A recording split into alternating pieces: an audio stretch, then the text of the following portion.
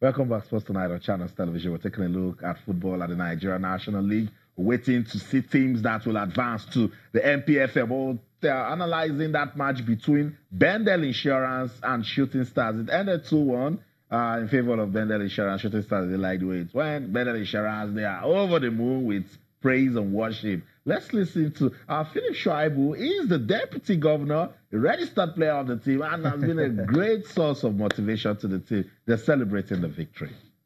I am so excited that we have a very young team.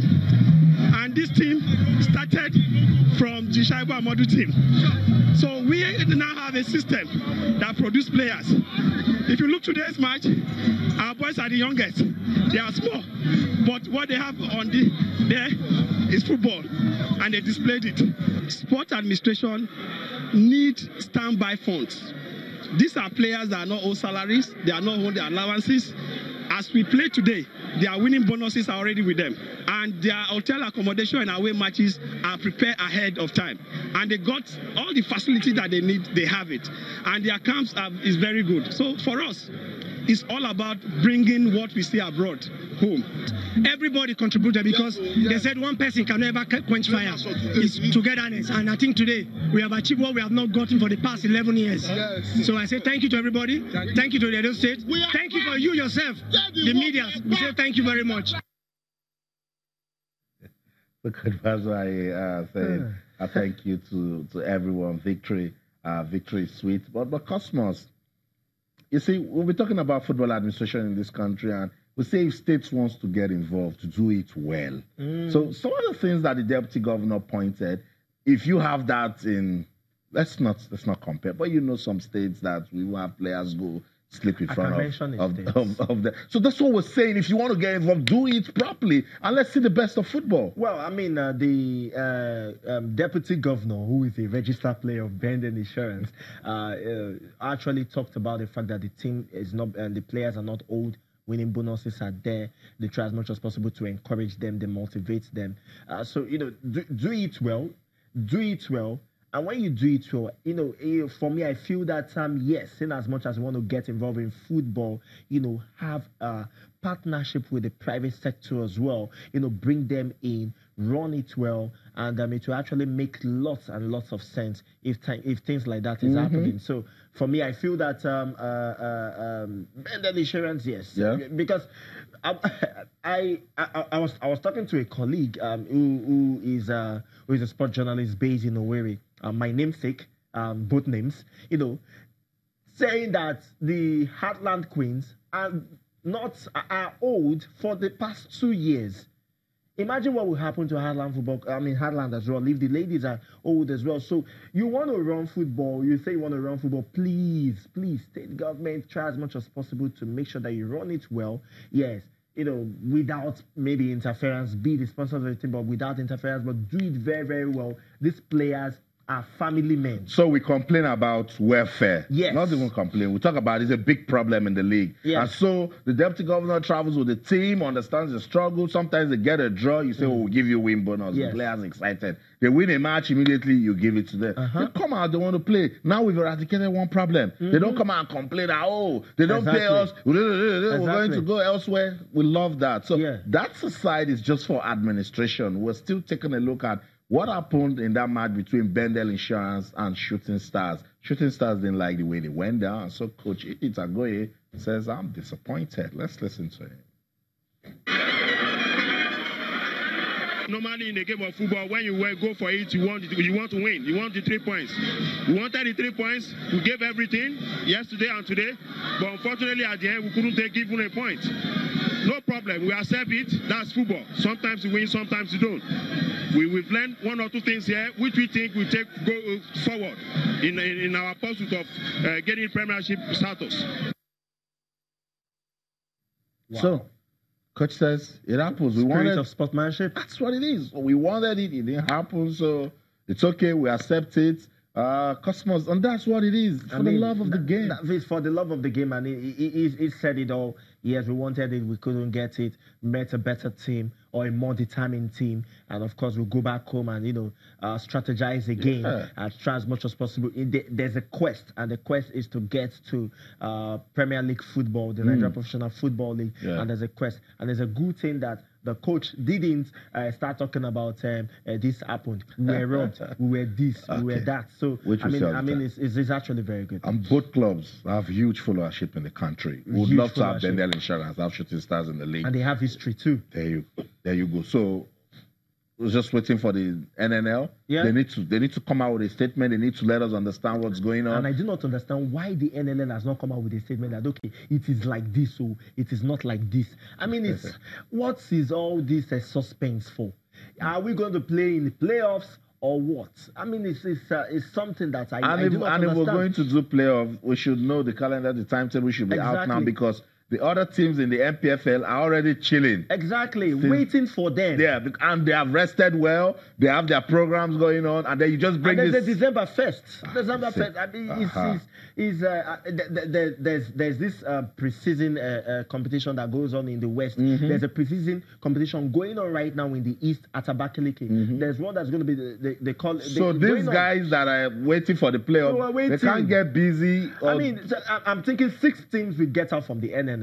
Because of course, is it 6 teams? 4. They said 4 initially. Teams. Yeah. 4 teams will get out of the NNL, and we know that these 4 teams that will be getting out of the NNL now, they will not be rested. They will go and play Premier League football. So it's need to come out. Are we playing playoffs, or they will automatically qualify? I mean, it's something that the NNL should come out and tell us. They need to tell us. So we're glad we've shown you highlights of that match between Bendel Insurance and Shooting Stars. Coach Agoye said, it is what it is. We lost. We accept it. We wanted 3 points. We didn't get it. Bendel Insurance, they don't even want to know. They won 2-1, and they are singing and dancing. And for us, we love the fact that our football is getting competitive, and we're getting to see it on TV, and we're talking about it. And it will be beautiful to have the same momentum sustained in the Nigeria Professional Football League. So it's beautiful. Let's take some comments on social media as regards club football in Nigeria. Chinedu Echiano says, I guess by now the new Aqua United coach, Raphael Everton, would have gotten used to the rigors of the Nigeria Professional Football League, the long road trips, and sometimes shocking officiating. Yeah, certainly. I mean, he saw it when he was in FC Fine, but didn't really see it like that, Abia Warriors, because before the league started, he had to, of course, take his leave. So I'm sure he understands it, and he understands the complexity of how it is. I mean, in Brazil, it's pretty much almost the same thing. So he knows what to do. So hopefully, Aqua United will be the better for it. So that's what it is. We'll continue to monitor what's going on with the different clubs, not just in the MPFL, in the NNL. Well, come on, Nationwide League also give us something to talk about. It's all about football development in the country. We'll get on with the show now, but have our eyes still fixed on the Nigeria National League, so we get to know those teams that will join the 20 teams. Remember, no team got relegated in the MPFL. Don't forget, no team got relegated. So 4 new teams are expected to join those teams. There will be 24. Yeah. And at the end of that season, At the end, it should be an abridged league. At the end of it, teams will qualify for the final playoff, and from the final playoff, we'll not get back to the regular that we have 20 and then forward. Yeah. Okay, so that's the story of Nigerian football. What the crisis left us with: an incomplete league and a lot of other ugly talking points. Let's talk about the UEFA Champions League now. What a story! Thierry Henry. Being a manager is difficult. Club Brugge trashed Monaco by 4-0. Well, of course, Thierry Henry actually accused his players over the weekend that they are refusing to play. They are involuntarily not wanting to play for the club. And so, for me, I don't think the problem is about Thierry Henry. I think the problem is about the fact that the team, there's something structurally wrong with that team. And anyway, West Ham Belgrade actually pulled the surprise. Another shocker. Another shocker. 2-0 against Liverpool. I mean, Liverpool losing 2-0. That's a huge shock. It's the UEFA Champions League, Cosmo. So It's a huge shock. Atletico Madrid is actually leading right now. I think That game is in the 40th minute. They should be around, of course, in the 40th minute. 1-0.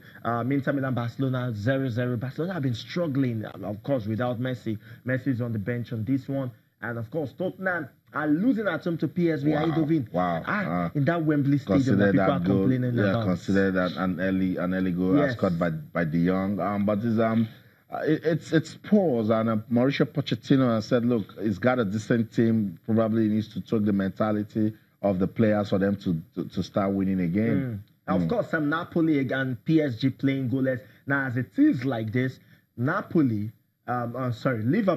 would need PSG to draw with Napoli so that they can still be on top. FC Porto is leading Lokomotiv Moscow. Lokomotiv Moscow that have our own Brian Idowu playing in that one. And of course, Schalke 04 beating Galatasaray. Of course, Oyekuru is in that one as well. For me, you want to say that for PSV Eindhoven, the way they came back against Tottenham Hotspur last 2 weeks in the reverse fixture shows that they're playing. Don't forget, they have a former player of Barcelona as well in that as their coach, Matt Van Bommel. In that one as well, of course, Mauricio Pochettino as well played football too for Argentina as well. So it's a good thing. Let's see how it pans out. The UEFA Champions League this season is very, very competitive. Of course, it's the UEFA Champions League, always competitive. Champions gather together and then give us the best of football. So games that have been concluded, Club Brugge defeated Monaco.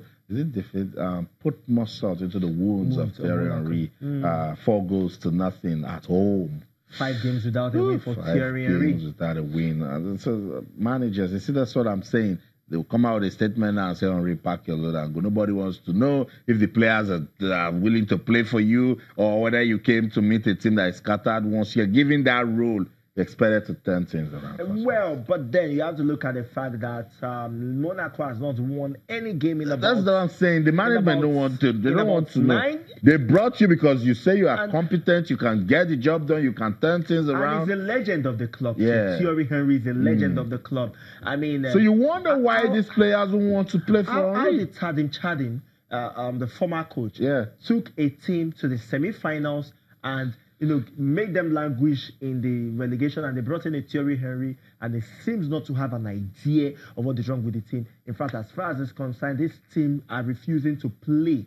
I mean, Thierry Henry, lots of people are already saying that analysts, former players who are analysts and all, I just feel that it's just a very, very unfortunate situation for Thierry Henry and AS Monaco right now. And don't forget as well that they're fighting also an FFP league. An FFP league that is also probably maybe one of the factors that is affecting their performance. They just need to concentrate on their football. Once you start winning, you get the media to your side, you get your fans back, and then the management start talking about it. So sad times for AS Monaco. Another game that has been concluded is the one between Red Star Belgrade of Serbia and Liverpool. Red Star Belgrade winning down by 2-0. Shocker in the UEFA Champions League.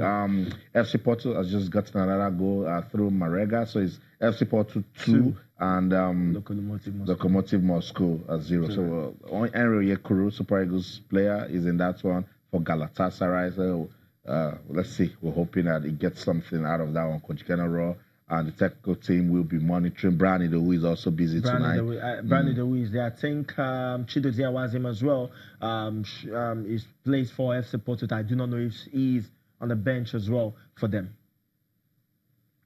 Okay, so more action in the UEFA Champions League tomorrow. Bayern Munich will take on AEK Athens. Benfica will play Ajax. Olympique Lyon will go against a German club of final. Manchester City, they are on fire, unstoppable. Big winners in the English Premier League. Exactly. Let's see what they're going to do against Shakhtar the next. We'll get more reaction from that one later on the program. CSKA Moscow will take on AS Roma. And of course, Bayern Munich has not particularly been crowning themselves in glory when it comes to the UEFA Champions League. Of course, other matches we have Victoria Pilsen hosting Real Madrid. Real Madrid that is trying to get themselves back. Valencia will be hosting Young Boys.